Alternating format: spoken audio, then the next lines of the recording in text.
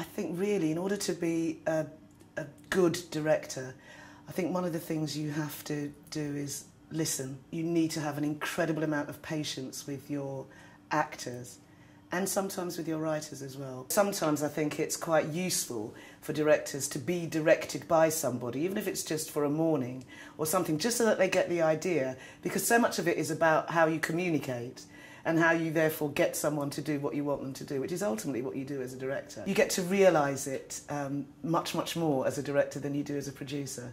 You know, in terms of how it looks and yeah, what it sounds like and all of those things that are crucial to the whole picture. You don't necessarily have to go and train for 3 years.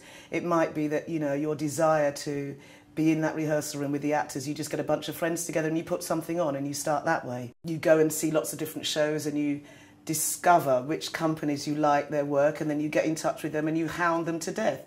And you go and do things for nothing. I hate that, but sometimes you have to in order to kind of get to where you want to be. You have to sit down long and hard and think about what's going to be right for me in order for me to achieve my dreams and my aims and my goals. There are many different ways. I think the most surprising thing is that I have a leaning for it and I seem to be quite good at it. That's the biggest surprise.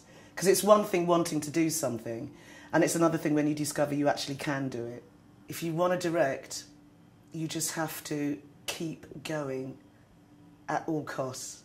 Just keep going and don't let anyone put you off that path, because there's nothing worse than not being able to even remotely fulfill a dream.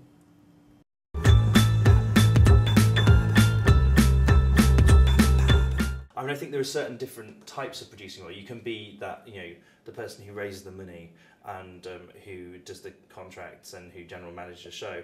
But equally, there are producers out there who are creative producers, and often they work within teams, and they will be doing that sort of work of helping writers out. I spoke to Michael Codron, who's one of the most influential theatre producers of the last 50, 60 years. What he said, and I think this is something that I want to live by, is you always need to be a slight step ahead of public taste. Then you're always going to be producing exciting work, and I think you need a belief that what you want to produce is good and people will want to see. You need to be a really good people person. I think, you know, you've got to maintain investors' interest in you.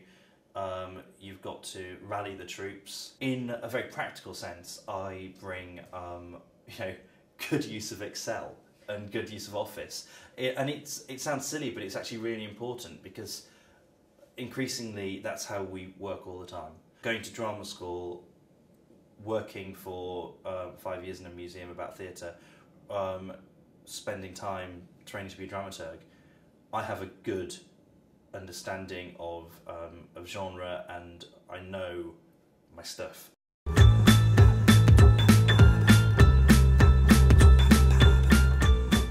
The main purpose of my job is to connect the work that we do on stage with young people and generate the next generation of audiences. That might be through doing pre-show workshops, but also producing longer projects that engage young people. So we might go and work in a school for 8 weeks with a professional director and then bring them back to the Lyric and have them performing on stage.